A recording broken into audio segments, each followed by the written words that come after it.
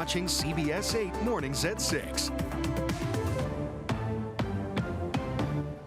Good morning to you here on this Friday, 6 a.m. I'm Eric Connors. And I'm Netta Iranpour, and this morning we're getting a look at the super moon. So we want to show you some photos from CBS 8 viewers.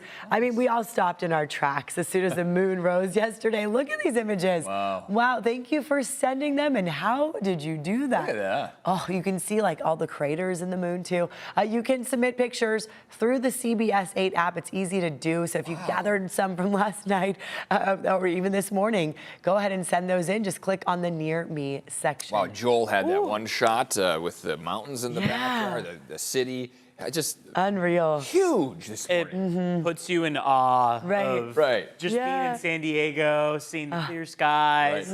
I mean, when you have that, and then to accompany it, the king tides. Fun time of year. It's magnificent. It's amazing to see. This is a live camera outside. That is the full moon out there. It's going to be setting in about an hour and a half. So get out and enjoy the west-facing view of that last super moon of 2025. Temperatures out the door could be a bit chilly depending on where you're at. Ramona's at 31 degrees, 33 in Campo, 48 in Carlsbad, and 47 in San Diego. By the afternoon, we'll make it to the upper 60s and low 70s with plenty of sunshine. In fact, that sun is already starting to kind of peek its head through on the westbound 8. Vanessa's got a view of that to start off the day. I sure do, yeah. And it was so cute. I was at my niece's cheer yesterday, a bunch of flag football kiddos, and everyone just ran over like to the side of the field, and all the parents, I'm not a parent, but I was like, what are you guys doing? They're like, we're looking at the moon. I was like, oh my God. So cool. This isn't a view of the moon, unfortunately, but it is a view of the sunrise. This is what it looks like facing east towards the mountain areas. This is as you make your way from the college area headed westbound, and of course this is facing east. So right now drives are fairly light. Let's go ahead and call it Friday light this morning as we go ahead and switch gears and see what it's looking like on the 805. Again, still kind of dark out there. 805, that's at drive as you make your way northbound. Look out for a breakdown 805 north of Bonita Road. That may slow things down for you as you pop out of the South Bay this morning. Coming up a little later, we'll take a look at your travel times. Back to you guys. Thank you, Vanessa. And now this morning, investigators have cleared the scene where human remains were found on that property in Southcrest. The family who lives there now allowed to return. CBS 8's Regina Yarita live along Newton Avenue with what that family is saying about that potential return. Good morning. Yeah, good morning, guys. Well, that family is in shock by what has happened this past week, and we'll get to that in just a second. But the property right behind me, that's the home that detectives were investigating for the past couple of days. Right now, things have died down. Detectives have left. They've taken down the crime tape, and Newton Avenue is back open. We still don't know exactly what everything happened or how it unfolded, and we don't really know much about the home, but I do have pictures of what the home looked like in 2023. This was, again, photos that were taken in 2023 for a real estate listing before the house was sold and later completely renovated. There's a basement with wooden stairs leading underneath the house. That was a place or a portion of the house that detectives were really focused on. Right now, authorities have confirmed that they have found human remains, but we don't know exactly where, and we don't know how many victims have been found or who they are. There's also a person of interest, 74-year-old Dwight Roan, who previously lived there. While Roan has been named a person of interest in connection with the remains, he has not yet been charged in relation to this. Roan, however, is an ex-convict with an extensive criminal record dating back to his teenage years. He's currently in jail facing charges related to a 2023 murder, and he's accused of shooting a 54-year-old man before setting him on fire on Interstate 5. Federal court records also reveal additional concerns. A Border Patrol agent wrote in a declaration statement that Roan had been previously apprehended for, quote, alien smuggling in the Campo Border Patrol stations area. Now, just days ago, we had investigators hauling large bags away. They were searching this entire property, digging large holes a few feet away from this house, all while the current family who lives here, they have no involvement to this investigation, and they tell us that they were left completely in the dark. I'm comfortable knowing that we live there with family, kids. We have kids living there, and then knowing that they found human remains in their house, it's just like we don't feel comfortable being there anymore. And that is the Gonzalez family. They tell me that they had been staying in a hotel all while detectives were searching the home that they currently rent in. Yesterday, detectives told them that they could return back home as if simply nothing had happened. But you can imagine how they're feeling about this entire situation. I'm Regina Urita, CBS 8.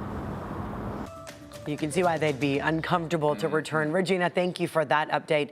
New this morning, 3 people are in custody in connection to a murder in Linda Vista. In October, police found 40-year-old Enrique Nunez with gunshot wounds in a park near the Linda Vista Rec Center. Detectives just arrested 2 men and a woman, but have not released a possible motive. They're still asking witnesses to come forward.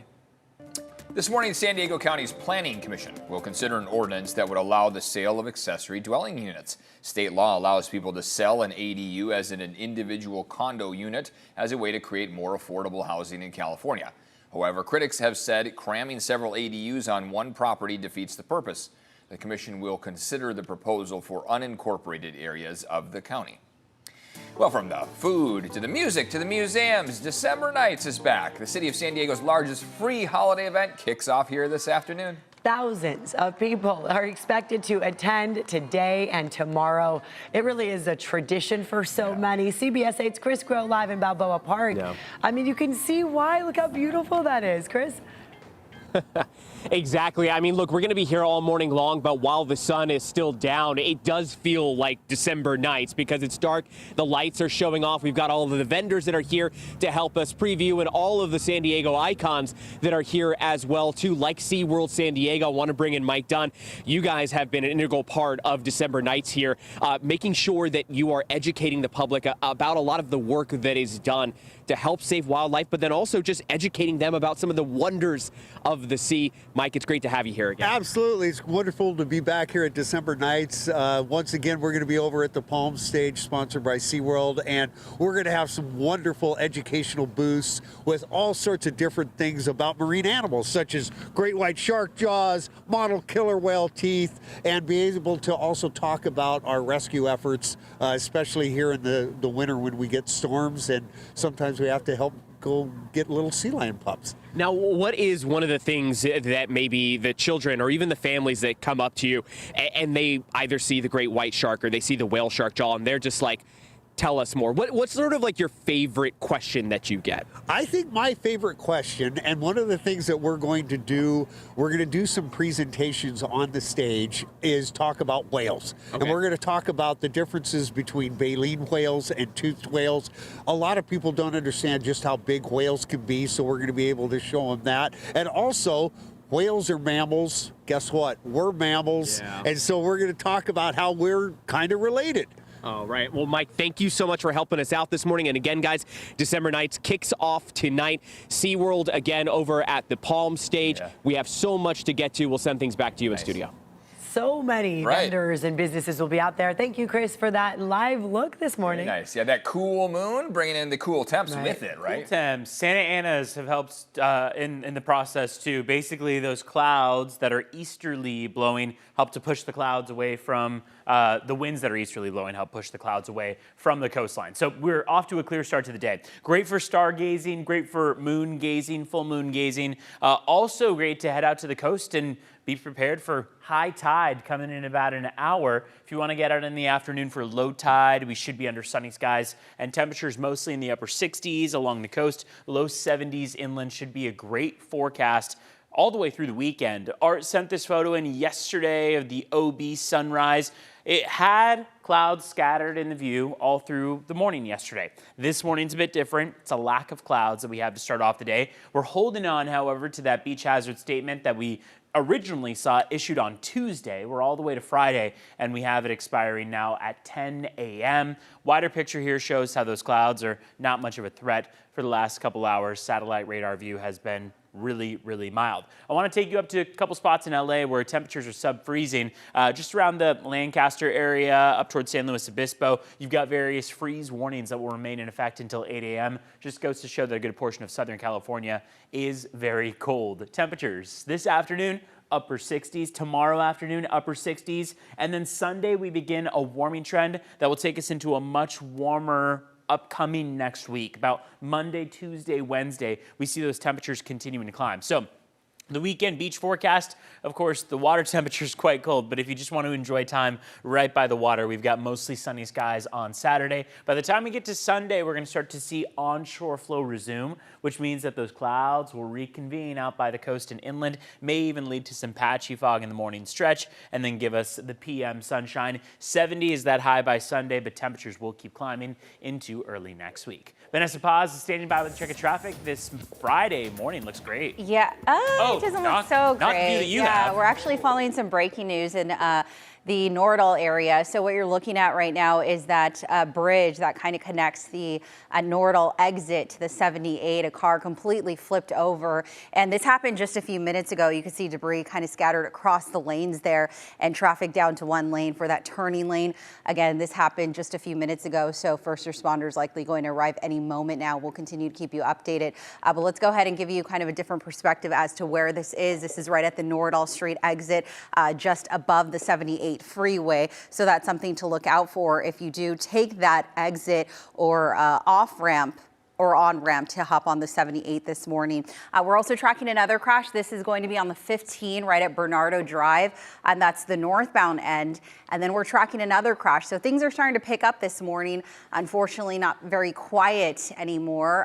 This crash involving two vehicles on the 94 West right at 30th, and that's right at the split. The fast lane blocked as a result, and you can see it's causing slowing as you're making your way through the South Park Golden Hill area headed into downtown this morning. All right, let's go ahead and zoom on out. Again, that big crash that we're tracking up in the North County, but so far the major freeways for the most part look fairly quiet. 10 to about 30 minutes right now for those drives headed in from Encinitas as well as Escondido. About 15 minutes for that ride 78 West from the 15 towards the 5, and then 5 to 7 minutes for those drives headed in from the East County on both the 94, the 8, as well as the 52. If you're traveling in from Chula Vista or National City, you're looking at a 10 to 15 minute ride at last check, under 5 full span of the Coronado Bridge, and that's traveling in from downtown towards Coronado. All right, 6:12 is the time. Let's go ahead and take a look at those border wait times. Under an hour to get you inbound from Otay Mesa's port of entry, and about an hour and a half in from San Ysidro at last check on this Friday.